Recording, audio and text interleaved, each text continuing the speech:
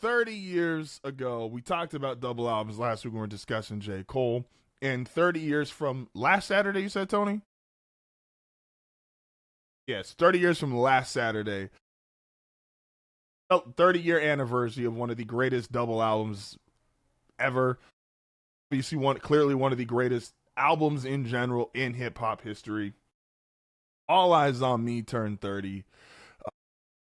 Despite, we're going to have a great nuanced conversation for all y'all listening. We are, despite what some people may have said on this show before about niggas who rhyme Hennessy and Enemy together a whole bunch, does not mean they are not one of the greatest rappers and gave us some of the greatest pieces of work that we've ever heard and or seen. Who would say such a thing? What was you doing when this album came out? Like you was in high school? Like what was it like when this shit dropped? When this dropped, like was the high school going crazy? What month did it drop? February. Okay, so it's 30 years to the month basically. Yeah. I was 4. Pac would only drop during Black History Month. I was 4, Justin.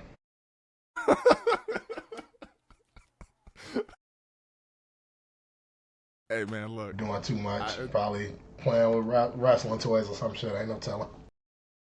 I was what? So 30. I would have been not. No, it would have been 4 months.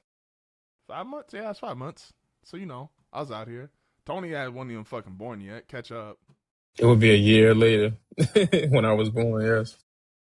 You said you was like 5 months, Justin. Yeah, because I'm September, so cause I'm 31, right? 31. Yeah, so 3 feet tall already. Nigga. I had my growth spurt, man. I was average. I was like everybody else, and then I went from 5'6" to 6'7", and the world was never the same. Your pop's a tall dude. Yeah, he's like an inch shorter than me. You've never told us this. What are you talking about? I don't really exactly talk about this that often. So yeah, but like still, what the fuck? That's why. No, I thought it because when we had the moment where when we had the toilet moment and I got out, that was one of the first things I was thinking. I was like, damn, like how tall is like you could again? He's on what's that shit called? Yeah, I was like, you could look the nigga up like, and so I remember walking out there and I was like, damn, this nigga, because I always tell people, and this is again, niggas gonna make fun of me for being slow. Perception is a motherfucker, right? So if you 6'5", 6'6", I look at you and I feel like you're the same height as me. And that's because my perception stops in my eyes. And so I remember looking at him and for like a half a second, I was like, damn, this nigga taller than me. And I was like, I'm going to still kick you in the knee. I was like, but he's probably, because in my, like, both sides out of everybody I know, like, I got to the tallest at 6'9". He's 6'7", 6'8". Larry was 6'7", 6'8" before he started shrinking. And then my great-grandfather, who passed a couple years ago, he was about 6'6". Damn. I thought she was an outlier in your family. You are a long line of like tall niggas. How tall did you say Larry was? Your mom is 6 foot? Yeah. I mean, shit, now to be fair, business out there. We learning so much. Because now she hasn't, because she's in a wheelchair, and she hasn't stood up probably in like 20. What was I? I was, if I'm 31, what, like 2nd grade? So she probably hasn't stood up about 20 years, but she is 6 foot if she could stand up. And then, yeah, Larry's about 6'6", 6'7", which is why it was terrible. Like the shit, like I remember getting like thrown. How tall is your grandma? When I was a kid, my grandma's 5'11". She was 5'11". You come from a long line of tall motherfuckers. Like that's just 5'9", probably like 5'9", 5'10" now.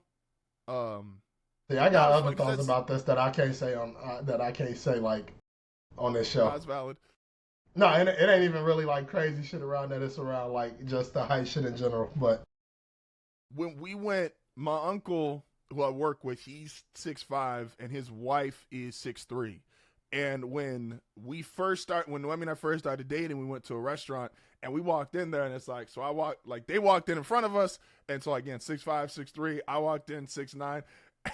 You literally see like the waiter kind of like look at all of us and then look at her and she's She's homesick at the moment, but she's 5'3" on a good day, and I don't even know if she's really 5'3". Like Tony, you've seen her in person. I don't know if she's really 5'3", but she claims she's 5'3" and ain't worth the argument. And so the fucking waiter looked at her and is like you good? And she's like, I'll take it. And it's like, some crayons. There's a lot of height in my family. Yeah, no, there's a lot of height in my family because I have Damn. an aunt who's 5'8". That I'm saying, like, so, like, when you like that shit don't happen like on accident. It's weird. Like, it technically can because I think it was my grandma's dad, my grandpa Vern. I think he was like the first one because his parents were only like 6 feet tall. So he got. No, when I say shit, like, it don't happen. I'm not saying like somebody being tall. I'm saying like for Larry, who is 6'6", 6'7", and your grandma to be 5'11", like Larry could have went and found somebody 5'3", or your dad could have went and found somebody 5'2". So it's like, and that's what, like, because I've heard about people like just like intentionally, like if a nigga is 6'7" or something like that, saying like, oh no, I got to get a woman that's like a certain height so we can breed athletes, like shit like that. Like niggas like, I can't do nothing with no 5 foot nothing. I'm trying to find a girl that's 6'3", 6'4", because this nigga going to the league. I told her she fucks in my genetics, and my kid comes out like I got a son, and that nigga's like 5'4". Like, I'm blaming her side of the family. A 5'4", half 5'4", part Mexican, part black, part white. That's crazy. There's too much going on in this gene pool. The work two stepped on over there. The dope two stepped on. Who was that? Amara say, bro, Fonzie said, I done already stepped on it once. You can't step on that shit no more. Amara St. Brown, I'm gonna just say, like, my grandfather was alive to see that commercial, or that before the Monday night game where he was like, "Yeah, and I'm proud to be half German." I'm like, I don't know how he would have reacted. Larry being like a super tall racist is terrifying. Cause like, that nigga was like, until like, see, I got dark humor. Anybody listening, I just need y'all to understand, if you've heard me in any sense of fashion, I got dark humor, and that is aside from my like actual beliefs. Y'all just gotta roll with me. Before it actually happened, Larry was unkillable. Larry put his head through a fucking like windshield like 3 or 4 times in his life. When you say he put his head through a windshield, break that down for me. He means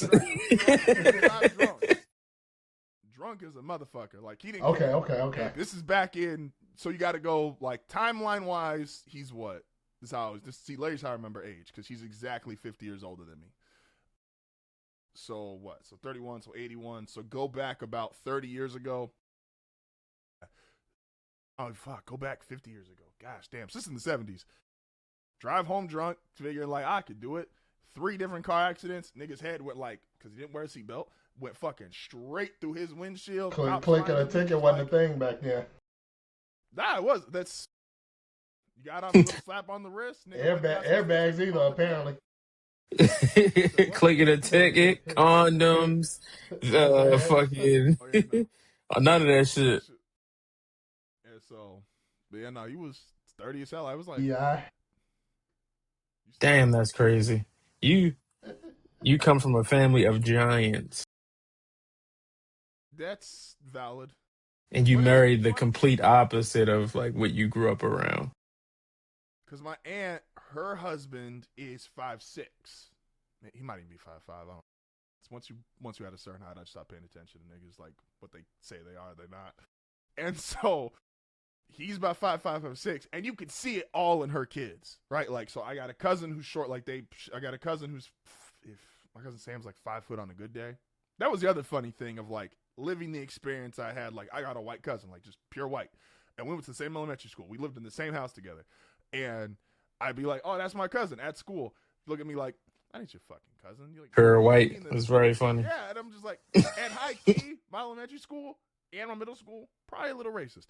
I'd imagine. And so, because we used to have We are gonna get to Pac, I promise. But some of these stories they pop in my head. They make me laugh. Our middle school, they divided us into houses, and so like you had Earth House, Water House, Fire House, Wind House. That's how they separate all the kids. And so, and there was like this rumor Yay. kind of amongst kids. That's outlast every ass school. And there was always this thought because like they had Firehouse was in like the back of the school, and you just predominantly saw a lot of niggas who was brown and black. And so it was like, hey, what the fuck's going on over here? But then I ended up in Earth House, which was towards the front of the school, and it was always one of those things. It's like, oh look, see, they don't. It's not all. They're not all in Firehouse. Justin here. And then as I got a little bit older, I think back on it, and I'm like, oh, I know why. Because my white grandmother called and said, I'm enrolling Justin in this middle school. And they thought like, oh, great. We know exactly where to put him. I showed up on day one. They looked at me like, hey, man, we fucked up. You was the token nigga. You was the token nigga as a kid. They was segregating the school, man. They had all the niggas in the back. That's crazy, dog. That's insane. Looking at Justin, like, look at this house nigga. They like, Rosa Parks to school? That's fucking nuts, bro. because my elementary school, you talk about different experiences. There was probably less than 10 of us, like 10 non-white kids. And like 2 of them was me and my sister, and then we had an Asian family that lived down the street. And so that was 2 more of us. And I was like, The the chains. What the fuck, man? What is this demographic? I lived in an old person neighborhood, so it was like the kids, there's all the old people that had kids, and all the old people was all white people. That was Damn. So speaking of that, some shit Pac would not have enjoyed. You could say that again. You could say that again. Fucking school crazy. Oh man. I don't want to start with All Eyes on Me, man. Classic album, all-time artist. Where do you I got my question. A, is this Pac's best album? Let's start there. You could argue it is this or Machiavelli or Me Against the World. He got other shit to you could argue. I would say it is personally. This is my favorite Pac album, but I don't think it's his undisputed best album. I think I'm in that same boat. Like I think his other albums could definitely be, he got other albums that could be debated. I probably got this as number 1 too. And I mean, like when you talk about like double disc, He ain't got an album with more bangers and on it. So, and that's what I was going to say. You talk about slaps on both. Yeah, nah. So with that, and I'll just pull up my questions here that I started thinking about for All Eyes on Me.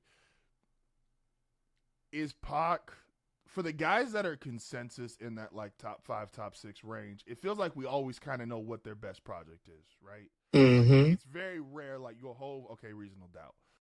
Nas probably has turned into this. Like Illmatic has been like what's attached to him for most of his career. I feel like that answer has started to change a little bit later. Again, I still got Wayne really high up, Carter 3, like Biggie, Life After Death. Like, is Pac probably the best artist that doesn't have like a definitive that's his best work? Carter 3 not Wayne's best album though. It's like his most popular. I think it's the one most attached to him. Yeah, that's fair. Because I could argue, I do make the argument, I think Blueprint and Reasonable Doubt are way closer than people want to talk about, but I get why Reasonable Doubt is the consensus one. You said is Pac the best with like a undisputed best album? Like without like the undisputed. Because I agree. I think Me Against the World gets love. I think I'm going here right now. Like Machiavelli, obviously. Like I don't know if niggas, if you pull I don't think he is. You get a lot of different answers for like what's Pac's best work. Yeah, I don't think he is the only one with that. I wouldn't say issue, but he's not the only one like with that with that title on him as far as best work. I think, like you said with Nas, the more we get into the years, it was always Illmatic. I think a lot of people come around when it was written. Um, it was, I think for Kendrick, it was always Good Kid, Mad City. But I think the more time go by, you see some people throw into Pimp a Butterfly. You see some people even say GNX is his best album.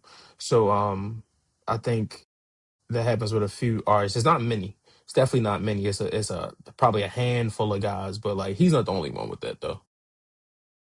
Kendrick is a good example because I de facto go to Good Kid, Mad City for Kendrick, but To Pimp a Butterfly gets a lot of consideration for that. That's fair. GNX, I won't. I love GNX, so GNX ain't his best album, respectfully. GNX is dope, but that ain't his best work. I think I think it's definitely people that feel that way though. It's people that felt like they probably couldn't get into Kendrick like that before GNX.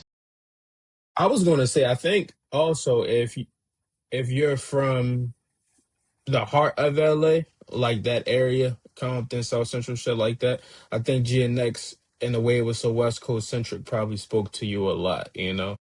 It sound like an LA album. Mm-hmm. That It part's sound like a West Coast album. no, definitely. It's definitely his most West Coast sounding album. Okay. Do we feel like All Eyes on Me still holds up, which is something that I feel like we always got to ask when we do these album reviews, and then we do the 10-year ones. Like, does this still hold? Like, if this dropped today, niggas still going crazy over All Eyes on Me. I think so because just because nobody gave an energy like Pac did. So regardless of how the album holds up, as far as everything else, lyrics, production, whatever, no matter how the album holds up from those technical standpoints, the energy you get from him and like the anger you get from him, the openness you get from him, like just everything that came with it, I think that alone helps it to hold up better than a lot of shit.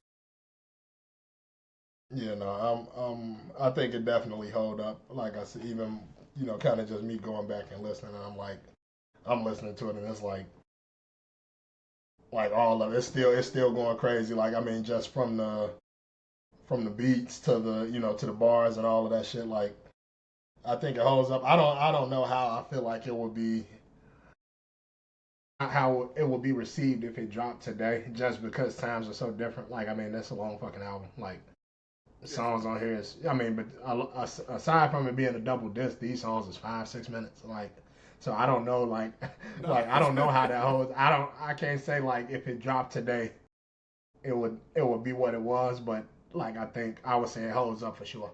This one alone is an hour and 10 minutes. Listen, It's as I was listening to that shit, I was like, damn, this song long in a bit.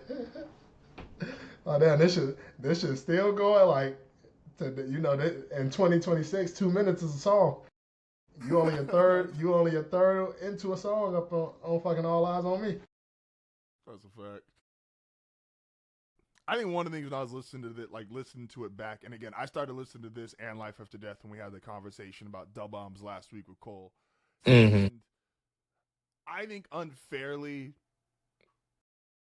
I want to make sure I say this correctly because this could get taken way out of context. I think sometimes Pac gets thrown in an unfair category, which is like, oh, you only top 5 or top 10 or ever high niggas rank you because of the tragedy that happened at the end of your life.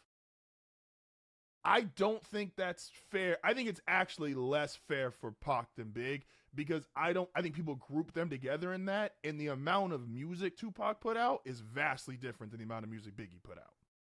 And so, The and you amount got of good albums. music Tupac put out. That's what you Well, gotta no, so account for. that's And a I little more think subjective, but fair. But when you have like an album like this, or you can go back to Machiavelli, like there is shit where it's like, oh yeah, I like, because growing up for like our age group, I don't even know if like, and I'm in California, so maybe it's a little bit different. It was like Pac was just a guy. Like this is obvious. Like again, this is, you got to think early 2000s, right? So you've only got up to a certain part of like a Jay, a Nas, like some of these guys that we now put in that category, their careers are not nowhere near to where they are now. So Pac was like the consensus, who's the greatest rapper of all time? I feel like that answer was always Tupac growing up. Like, and it wasn't really disputed very much. And again, I'm on California. Maybe that's different for the East Coast or the Midwest. But like, you hear an album like this, and I'm like, yeah, the nigga had a claim to it. Like, between the quality of the songs, the rapping, which rapping is always going to sound different and always going to change and evolve. And he is not, Pac's not like a Gen 1 rapper. It's not like KRS or Big Daddy Kane.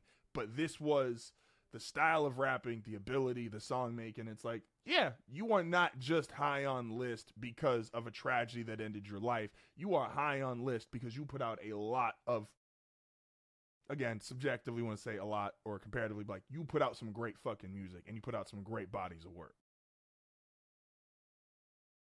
I guess I'll put in like question form, I guess, pass it on. Like, was Pac like growing up for y'all? Was that like the consensus, like who's the greatest rapper ever? Uh, Not really, because from my earliest memories of like rap, like the biggest motherfucker, like as I'm growing up, is Hove. So like I always say, like I grew up on like Rockefeller and Cash Money, so like Jay-Z was like the guy. But when I'm thinking about like older rappers or like who did people always say was like the best rapper to me, it was Biggie. Like my mom would have said like Biggie, or my dad would have said Biggie and shit like that. So um definitely a coast thing, but I think it's also just a matter of like no rapper at that time, no rapper since, maybe some rappers since, but I don't think it's in the same way. No rapper since has made you feel like Tupac made people feel. Like everything Tupac said had people just, hanging on the edge of every word. Like it meant everything. Rather that was, a revolutionary statement and how we should approach, our blackness, or rather that be his hate for like Biggie and Bad Boy, or his hate for the street niggas in New York and things like that. Like everything he said meant something to people, and I don't think a rapper since has really had that effect on motherfuckers, especially at 24 years old, 25 years old. No, the age is always crazy when you think about like how old he was when he was doing some of this stuff and what he was saying. It's like, oh, you was living differently. Yeah, no, I What was it think like in the Midwest, Will? probably more similar to like just what Tony was saying, and not even like I grew up around. So I grew up around a lot of like people listening to Tupac also, but I think it was definitely kind of growing up. I was hearing a lot more like Jay Z and Nas as far as being like the best rappers. I grew up like hearing a lot of Tupac music. Like my family played Tupac. Like I got cousins and shit like that love Tupac. So that was like a regular as far as in rotation. But when the conversation were around who was the best rapper or who the best rappers were, it was always. I mean, and I had a few people in my family for sure that would have said Tupac, but I think the majority was like Jay Z and Nas. No, it's valid. And again, like I said, And growing I up in think I think California. just the yeah, I think I mean, and not even just that, but even like Chicago, like, and maybe some other places in the Midwest are probably a little bit more like East Coast like leaning when it come to music and shit like that for sure. No, it's valid. The You just go down this track list of like ambitions as a writer is on here. Two of America's Most Wanted. Slaps. Excuse me. How Do You Want It? Hearts of Men. California Love Remix. I ain't mad at you. Life goes I on. Picture me Picture rolling. Me Rolling. Like there's just so many. Like this album in its entirety is like you gonna be hard pressed to find how, without giving like an exact list, because I'm not trying to throw niggas on the spot with like give me 1 through 10 albums. Where should this album sit in, like off the top of your head? Like, should it be in like an album that's like consideration top 10, top 20, top 30? Like, what's the range you feel like this should comfortably be in? It's the top 10 album to me, and he made this bitch in like 3 weeks. Like that's the thing that like is always just so crazy to me when I hear people talk about this album, or whenever people talk about this album. It's like, bro, he made this motherfucker in 3 weeks. He made this album in weeks. And it's believable. Like, a lot of niggas, like, lie and say, like, oh, I made this in, like, overnight, or I did this shit this one time. Like, Pac is one of those, like, you talk about the energy and, like, the way he presented himself and how he went about stuff. Like, that shit feels believable. Like, a lot of niggas will lie and say, like, man, I did 40 songs last night. And I'm like, and I bet 39 of them shits was awful, and you gonna turn them all into one song in 5 months. But, like, some of the stories, like, the way, again, he presented himself, even if it's not true, it feels like facts. So, like, yeah, this nigga did this in 3 weeks. Like, yeah, I believe it. He gets that. Feeling, and he went in there. I mean, if you want to be a part of one of the coolest, most unique communities, don't forget to like and subscribe.